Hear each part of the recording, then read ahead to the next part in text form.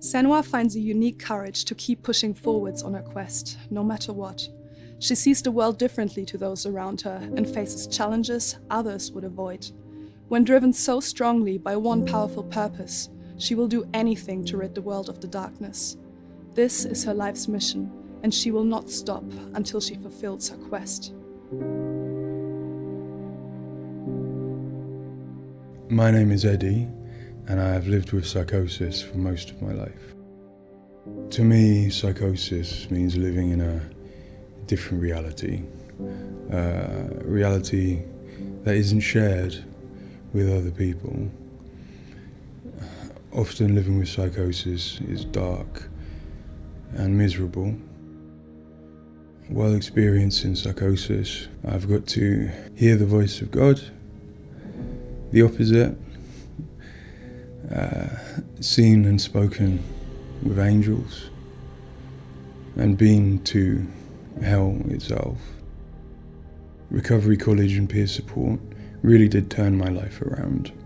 I thought I would never get better, and yet here I am.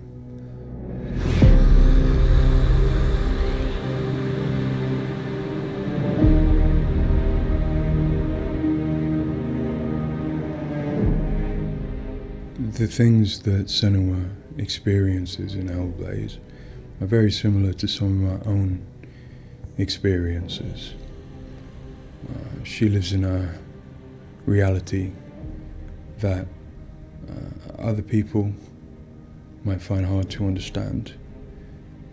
She sees significance in symbols, in meeting people, in all sorts of things that are going on around her. Senua is experiencing an altered state of reality which would be very hard to understand without having experienced it yourself or playing Hellblade. Lost soul who fought through hell to find us. You were lost. Not anymore. Are you ready for what you will find here? It's difficult saying that it's an illness, that it's not real. Of course, to me, it is. And of course, to Senua, it is. And that's what's driving her to do these amazing feats of courage, to overcome pain and exhaustion, to do what she knows she must. All the fear, everything I've seen, everything I've done has led me to this place. We've come so far, not far enough. Say it. You are ready. Tell them.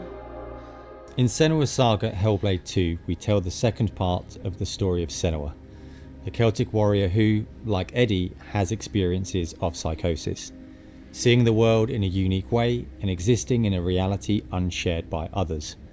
At a surface level, this manifests for Senua in seeing things that others don't, hearing things that others don't, and having unique beliefs about the world. My name's Paul Fletcher. I'm a psychiatrist and a professor of neuroscience at the University of Cambridge, and I've been working with the Ninja Theory team on Hellblade and other projects for several years now. I am a clinical doctor, but have also added research and teaching to my role. And in all three areas, I'm especially interested in the human brain and how it strives to make sense of the world, which is complex and changing all the time. The lake, like a mirror. You can see the reflection. Senua, like many people, experiences psychosis. Now, psychosis is not a diagnosis, although it is associated with a number of medical and psychiatric conditions. But ultimately, it's a loose description of a shift in one's experience of reality. What are you doing? Screams of the dead. There's something here. They are not. I need to find out what it is. They are. A person with psychosis might experience changes in their perceptions and their beliefs. For example, they might see or hear things that other people can't. and they might come to believe things that are quite uncharacteristic for them. For example, they might feel that somebody, perhaps somebody even very close to them, is intent on trying to harm them. Now, it's very important to remember that this is not just a vague feeling or an imagination. To the person, it feels like their reality, just as everything around me feels like my reality to me.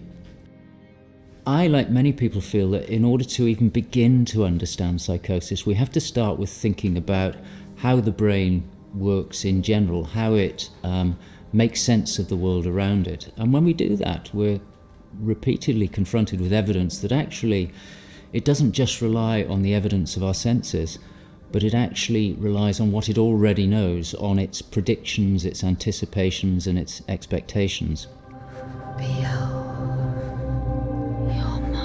Your voices. Now that might seem like a defect. After all, why would we want to rely on what we already know rather than what the world is telling us? But if we did act simply as passive receivers, we would be completely swamped. We'd be like a newborn infant trying to make sense of the colours and shapes without any way of having a framework to try and understand those colours and shapes. Our senses are bombarded with information from the world that's rapid, it's intensive, it is noisy, ambiguous, unreliable. And if we were to try and make sense of that without imposing patterns and expectations, then it would be like trying to assemble a multi-dimensional jigsaw without knowing what the picture was on the box. Many of us think that the brain ultimately is an organ that makes predictions. It craves patterns and associations in order to make sense of the world. And without that, we are confronted with a feeling of uncertainty, of anxiety, of distress, even of fear. They're calling. Something is drawing near. Where do these predictions come from? Many of them are actually embedded in the structure of our brain, probably wired there by evolution. Many of them come from our earliest experiences as babies, trying to make sense of this new world that we're born into. Many come from our early childhood experiences, from what we learn from others and how we interact with others, from our parents, our teachers, our friends.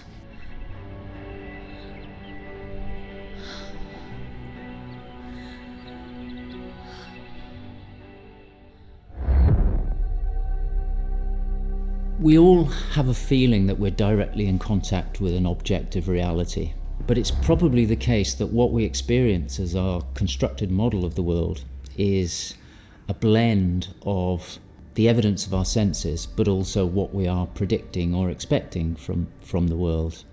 So this blend exists in a very fine and delicate balance, and the weighting of that balance probably varies a great deal across different individuals. But crucially, this balance is what determines how we experience and interpret and act upon the world. And some of them are embedded in shared experiences with others, our society, our culture, our arts, even our religions and our mythologies. So for the most part, this works very well for us and enables us to make sense of the world, but it's also, being a delicate balance, it can be shifted, and it's very easy, even under the most normal day-to-day circumstances, to deviate from objective reality. A good example of this is the hollow mask illusion. All of us are familiar with a mask. We know that it depicts a face and that the inside is hollow.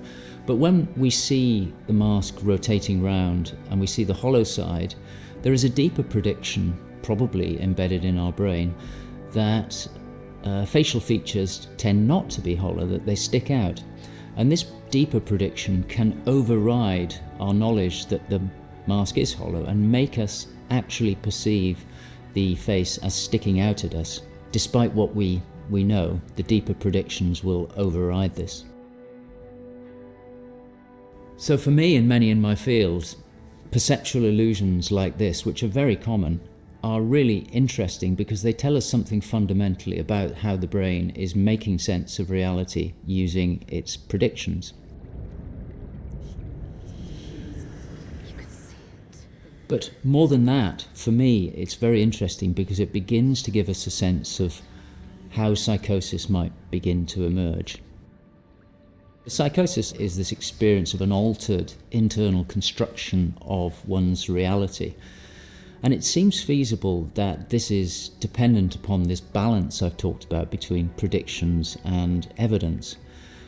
And it is probably the case that some people tend to weight their predictions more heavily. This, in many circumstances, is advantageous because it means that they can discern patterns and associations that perhaps other people can't. But if that balance was shifted further by different circumstances, then it may well be that they begin to construct a reality that doesn't accord with the world around them. What might cause that shift? Well, a number of things. It could be caused by stress, sleep deprivation. It could be caused by illness, neurochemical disturbances. It's also the case that our experience will change how we predict things. So a very profound experience, for example, of trauma, could powerfully change the way in which we make predictions about the world and shift us from this delicate balance into a state of psychosis. In the case of Senua, we know that from an early age she was able to discern patterns and associations that perhaps other people couldn't. And on top of that, her childhood and adolescence had a number of traumas in it. Her father was abusive and he accused her of being the cause of evil and darkness. Her mother, who had the same capabilities as she did, was actually sacrificed for the same reason. And in addition, her village was attacked by Vikings and her lover was brutally killed. And it's possible that all of these traumas would act on her natural tendencies to topple her into this psychotic experience that is depicted in Hellblade. With every defeat, the dark rot will grow and soon it will take her soul.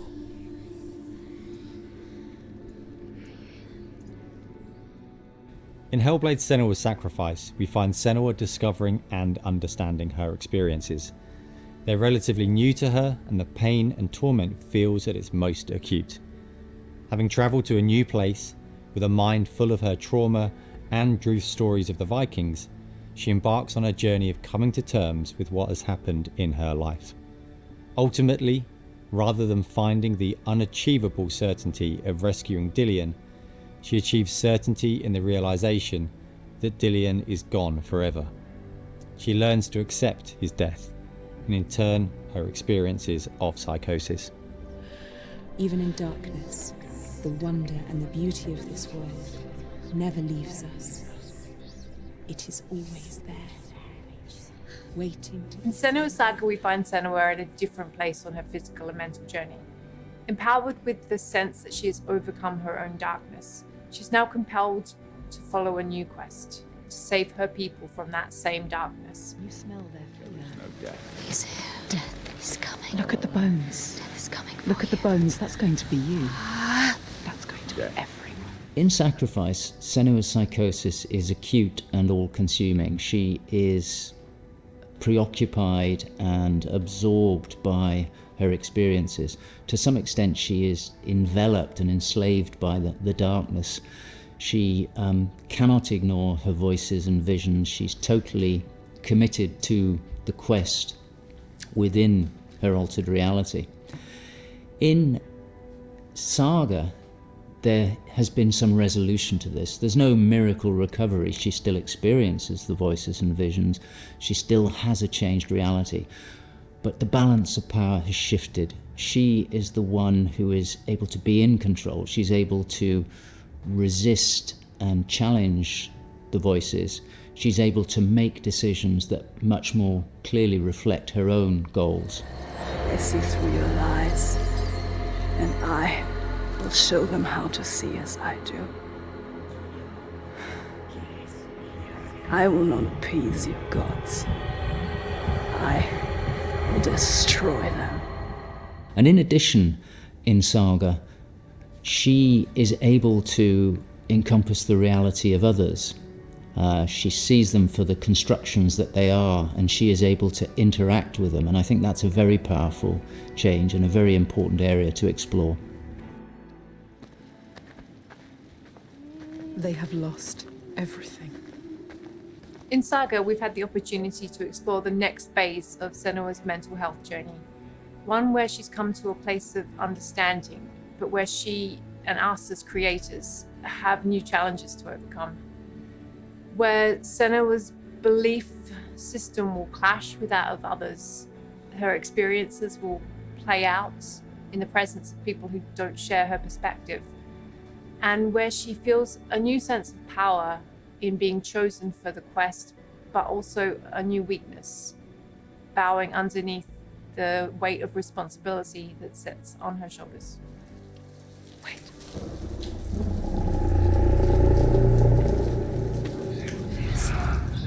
In Saga, we have once again utilized binaural audio to bring Senua's voices to life. Her furies still travel with her, but their tone has changed this time. She continues to be haunted by her father, and she starts to feel the audial presence of Icelandic myth infecting her mind. That scream, that voice. Something dark, Senua. You need to go up there. Don't let them see you coming. You need to find out. Don't let the monsters find you. You can do this, Senua. To hear the world as Senua does, we spend time with people with lived experiences of psychosis, and also with Paul Fletcher. This made a strong basis of what it is to hear voices, what they say, how they sound, how they change or react to external stimulus. And this paired with all we learned from the first game, Hellblade: Senua's Sacrifice, led us to create Senua's own sonic version of reality. To me, it's a privilege to sit in a room to play our game, and as we progress, hear their comments, thoughts and suggestions. Each one provides a different perspective, and I find especially inspiring and humbling to hear from Eddie his own experiences. Especially, I find he has a way of putting very complex emotions, situations, in a very simple yet poetic way, and it's really inspiring for me when I'm thinking in Senua's journey. We use binaural audio to bring 3D space in the headphones. This allows to experience the voice hearing and other sounds with a physical sense. Also extremely important is the performance of the voices, and for that we have been collaborating with Helen and Abby, our Furies. They are the most prominent voices of Senua.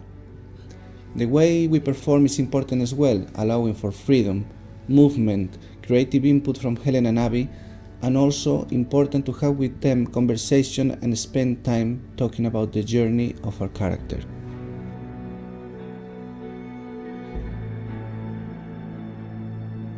There is a lot of time gone into experimentation, so every sound in the game is connected in some way with the emotion that Senua is experiencing as she travels through Iceland, from the sounds of the nature to some of the musical moments. What's a sign? Beyond of its uniqueness or not, I find that for me, something extremely important is to create a connection beyond the game. So in understanding Senua's own reality and going on a journey with her, I hope our players will understand better how people experience reality different, and in doing so, I feel, we break those walls that keep us distant and lonely. My brothers used to come here to practice fighting. Sneak out. Follow them. For Saga, in order to bring Senua's experiences of hallucinations to life, it was very important for us to listen to people's real lived experiences. It was then a case of thinking about how Senua's world and reality might look when faced with these types of examples. This would have been impossible without Paul Fletcher and amazing people like Eddie and Kathy, who've been so open and honest about what they have been and do go through on a day-to-day basis. I think it takes real strength to be able to talk about such personal things to a new group of people. On the visual side, we have lent into things like repeating fractal geometry shapes, cymatic patterns, with lighting and post-processing changes to all help reflect the current feelings of Senua. And hopefully, when combined with the audio and gameplay, the player will get a sense of what we are aiming to achieve. Dying right before your eyes, just anything before. No, this cannot happen again. You couldn't do anything. We have to stop it happening. Face it. You need to face it. Focus. You need to look at it. In Sacrifice, we saw a story of Senua's suffering at the hands of her experiences. In Saga, we're telling a more nuanced story of the next step on her journey. One where she has found a greater balance, but where her experiences are just as strong. Where rather than being a victim to her experiences of psychosis, she is driven by them on a path that only she sees. Bringing sin with you. The gods cannot be killed. One thing that I find very exciting in Saga is that there's an attempt to explore something that is really neglected in my field, which is the experience of a dual reality that some people have. People who have had Senua's types of experience have spoken to me about this, feeling that they have their own reality, but they also recognize the reality that others experience, and it can be very confusing, it can be disorientating. And it's exciting to me that the game contains an explicit attempt to portray this experience of dual realities, and I think it'll be very interesting to see how people respond to that. It's amazing what has been done and what's been portrayed. I think it's really difficult to turn words into what other people might be seeing, but I think I'm always blown away by what Ninja Theory come up with for their games, and I'm really stunned at the quality of, you know, the things that she sees and the sounds of the voices that she has. I think they're pretty realistic. She's getting closer. Yes, she can feel it. I hope that the game will help people who maybe don't understand psychosis or don't know very much about it to start with. I think by experiencing some of what they will do in the game, I think it brings to life a little bit of what it's like to have psychosis, and I think hopefully people will learn from it. Now I'm working as a peer support worker, and what that means is that I, in my case, in the job that I have in my role, it means that I go to see my people, to see my peers. We talk about how things have been. The way that Hellblade has captured the experience of psychosis is nothing like I've ever seen before in terms of its realism, in terms of its fairness to people like me.